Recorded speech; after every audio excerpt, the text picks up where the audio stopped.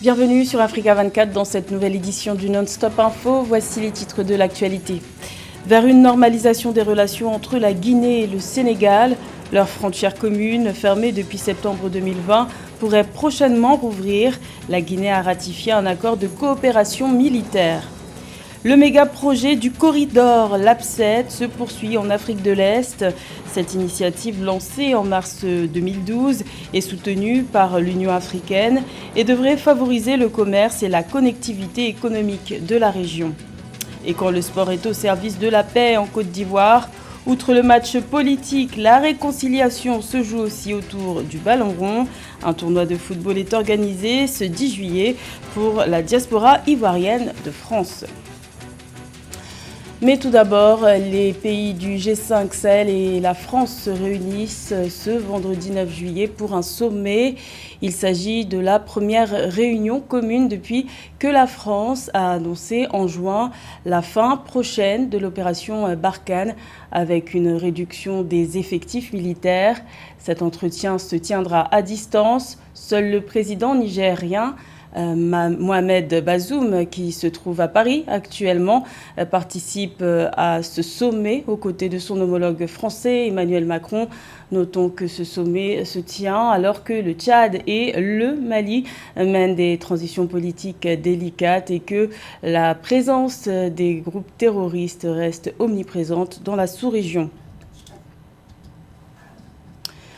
Le président sud-africain Jacob Zuma a passé sa deuxième nuit en prison. L'ex-chef de l'État s'était constitué prisonnier mercredi soir, juste avant la fin de l'ultimatum fixé par la Cour suprême. L'ancien numéro 1 d'Afrique du Sud avait été condamné le 29 juin par la Cour constitutionnelle à 15 mois de prison pour avoir refusé de répondre aux questions d'une commission d'enquête sur la corruption. Ce verdict doit être réexaminé ce lundi 12 juillet. Toutefois, au sein de la population, les avis divergent concernant le sort de l'ancien président, comme en témoignent ces quelques réactions. Il y avait de la corruption, vous savez. Je pense qu'il mérite vraiment la prison. Je suis très heureux qu'il se soit rendu lui-même et, vous savez, qu'il ait cru en l'état de droit. Il était temps. Il évite d'être arrêté depuis des années. Il était temps. Mais je doute fort qu'il soit assis dans une cellule. Je pense qu'il est dans le luxe quelque part. C'est un peu injuste de voir comment les ressources sont gaspillées pour un seul homme alors que le pays est actuellement dans un tel état. Non, je ne me sens pas heureux parce que c'est notre président, vous savez. C'est l'ex-président.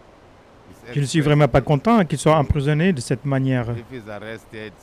Également dans l'actualité, c'est un phénomène qui prend de l'ampleur au Nigeria.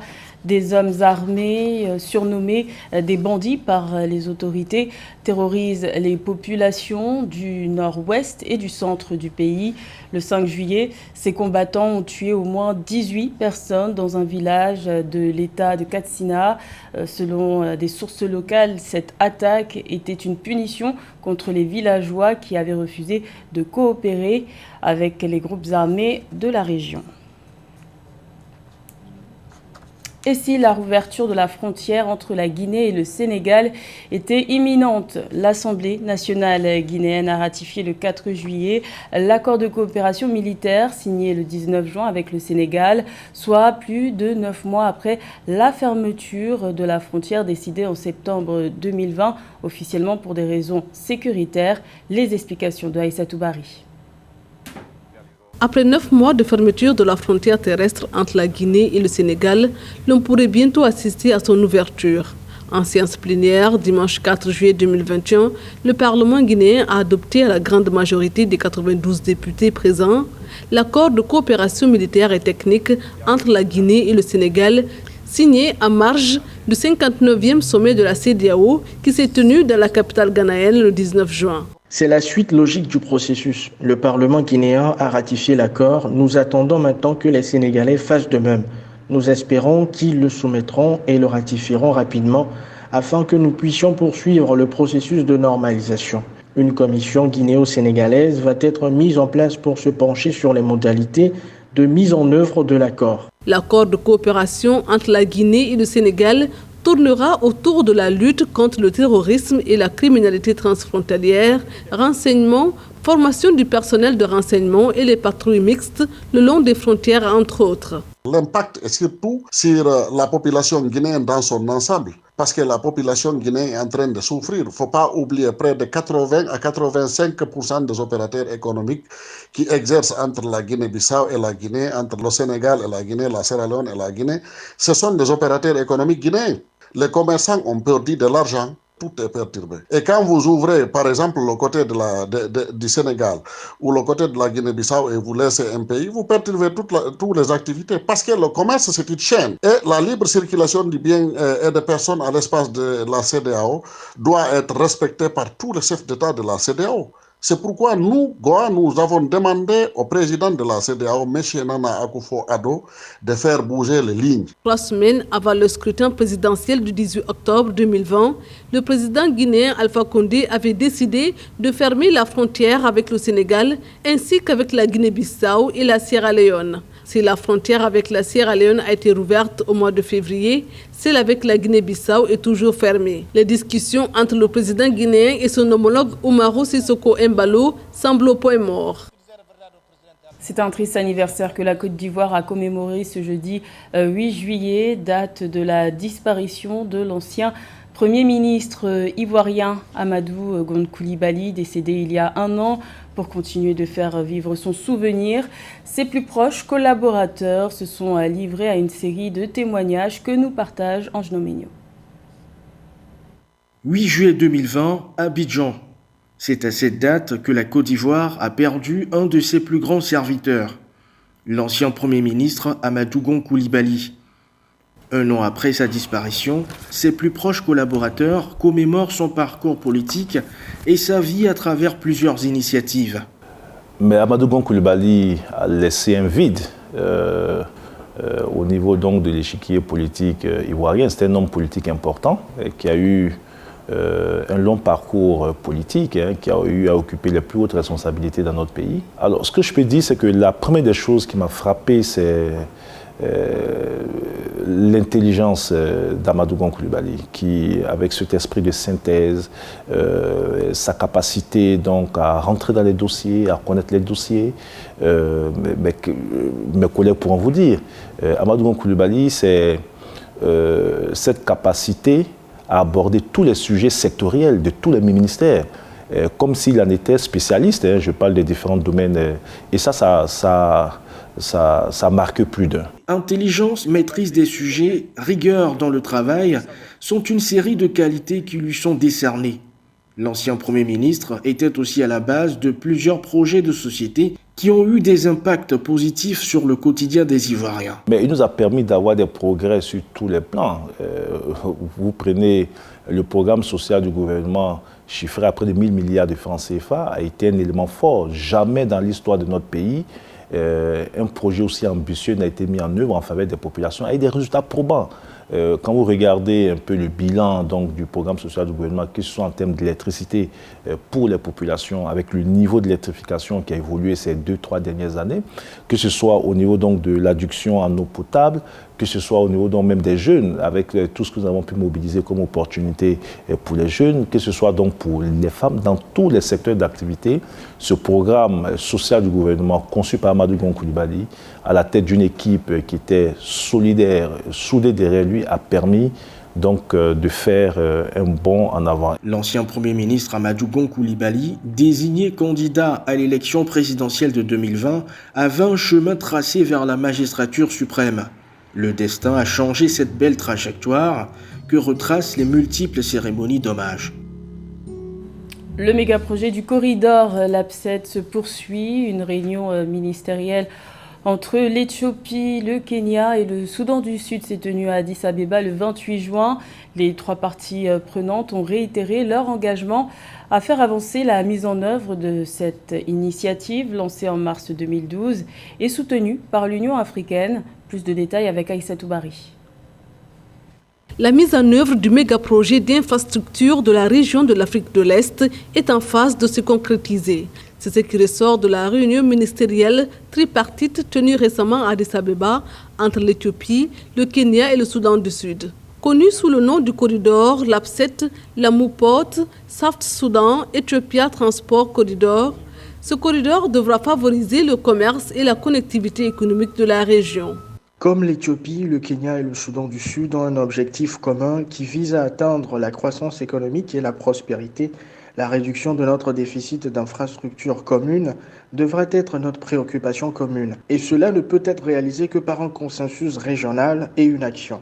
L'implémentation du corridor LAPSET consiste à la réalisation de ce projet d'infrastructure clé, à commencer par le nouveau port de 32 postes d'amarrage à Lamu au Kenya, lequel devrait devenir le plus important port maritime d'Afrique de l'Est. À cela s'ajoute la construction des autoroutes, des chemins de fer ainsi que des aéroports. La mise en place d'infrastructures d'échange entre le Kenya et l'Interland, c'est-à-dire des pays frontaliers qui n'ont pas de littoral marin, ça sera donc une occasion en or de pouvoir massifier les relations commerciales entre ces deux et par voie de conséquence donner un prélude extrêmement favorable pour le devenir de la zone de libre-échange continentale, parce qu'en fait, lorsqu'on aura la possibilité de traverser d'est en ouest le continent africain, ça deviendrait également un jeu de partie du Cap de Bonne-Espérance. Là, nous sommes en Afrique du Sud, vers le nord, notamment au niveau de l'Égypte.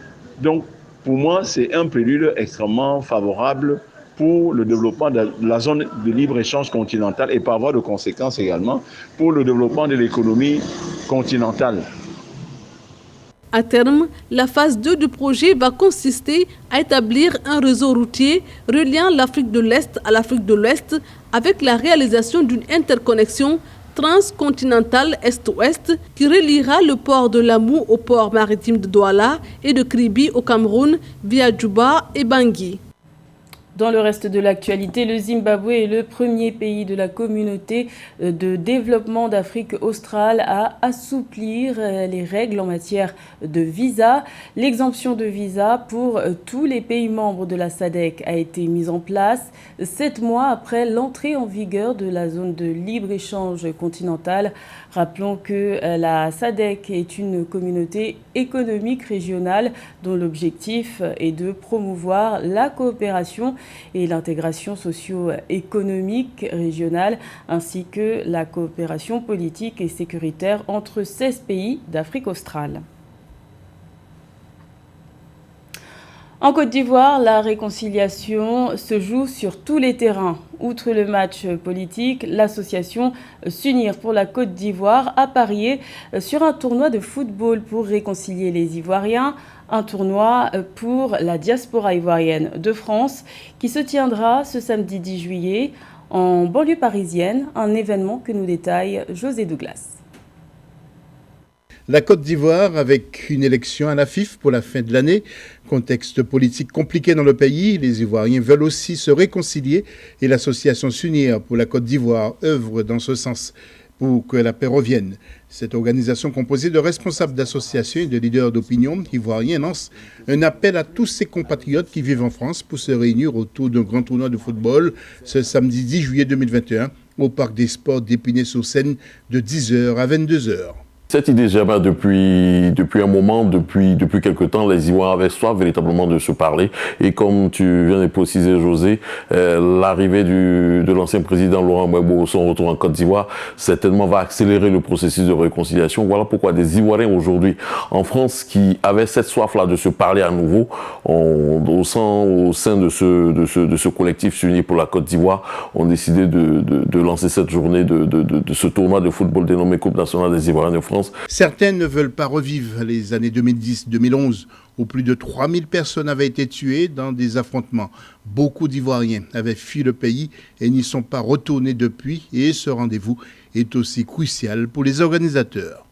De sorte enfin que tous les Ivoiriens puissent se parler à nouveau, se retrouver autour de ce tournoi de football, rigoler ensemble, jouer ensemble, se donner un moment de partage sans se heurter. Rappelons qu'en matière de football, sur le plan national en Côte d'Ivoire, la FIFA a été obligée d'imposer son veto et imposer de nouvelles directives pour les élections à la FIFA prévues à la fin de l'année. Et la candidature de Didier Drogba était contestée par certains, mais tout le monde reste confiant sur l'avenir politique et sportif de la Côte d'Ivoire. Tout un dispositif qui est mis en place pour que les Ivoiriens qui ont envie de s'amuser, qui ont envie de s'éclater, ceux qui ont envie de jouer au foot, ceux qui ont envie de retrouver des amis qu'ils n'avaient pas retrouvés depuis un moment, parce que nous savons que la crise ivoirienne a véritablement laissé des traces dans les esprits des uns et des autres. Il faut à un moment ne plus laisser prolonger cette crise-là dans les esprits et dans les cœurs. Et c'était pour nous notre participation dans cet élan de réconciliation nationale ivoirienne. Une vraie occasion pour les Ivoiriens de France de se rencontrer et d'échanger pour envisager un autre avenir pour le pays. C'était le journal de la rédaction. Merci de l'avoir suivi. L'information continue sur Africa 24.